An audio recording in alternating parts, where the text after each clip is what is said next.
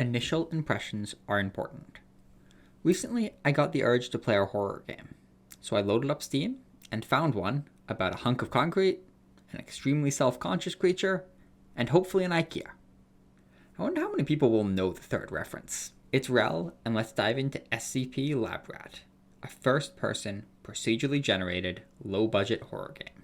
I waited for night, turned off the lights, and jumped into the game. I am going to be spoiling some of the early game story, but only talking about the later stuff in general terms.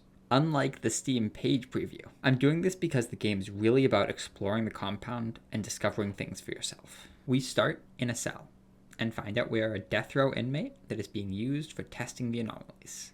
The first thing I do is look down and notice I don't have a body. Look closely at the V-neck of my uniform.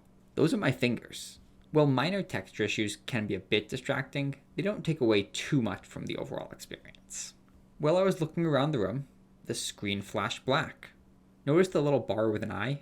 That's our blink bar. For those of you familiar with SCPs, you'll know why we need this. For everyone else, we'll get there.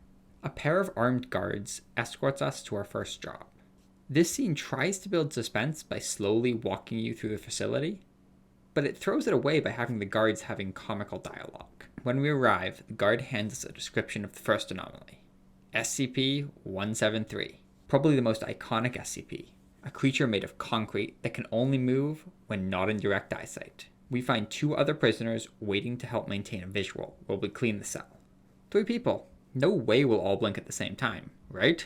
Here's where the horror starts. The lights flicker, and one of the prisoners drops. They flicker again. The other one drops. Honestly, I think this sequence was the highlight of the game for me. It shows you the danger and leaves it up to you to run, your blink meter ticking down the whole time. Sprinting is a toggle, but unlike most games with stamina, stopping doesn't toggle it off. You still spend stamina, even if you're running in place. Another minor annoyance, but not a deal breaker. Now we get into the meat of the game, exploring the seemingly never-ending hall, searching for lore, a way out, and keycards.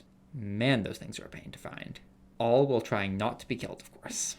The game takes a few cinematic liberties, such as having guards shoot at our concrete friend. But that's kind of what makes SCPs fun. The stories are allowed to contradict one another. Well, it does some of the SCPs really well.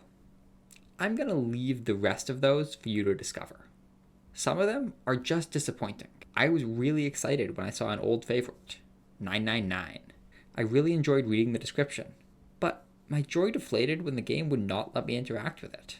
While its control room had levers you could switch, the activation seemed really buggy because they were super hard for me to get to move, and even when I got them to switch, nothing happened. Well, the game has plenty of intriguing things to find.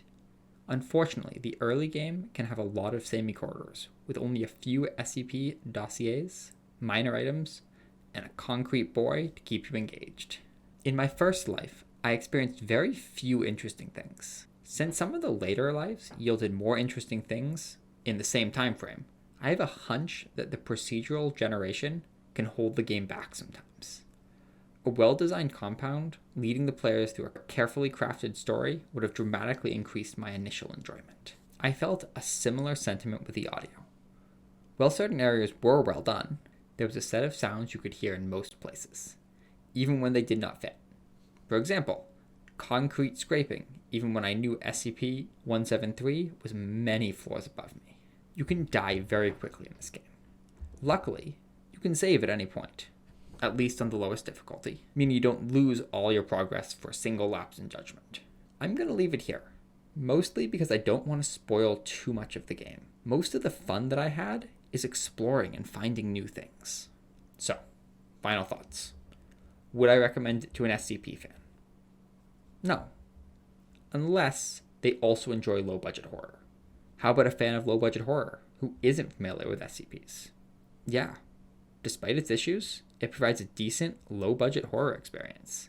It sated my urge to play a horror game, but its issues ended up making the later part of the game tedious.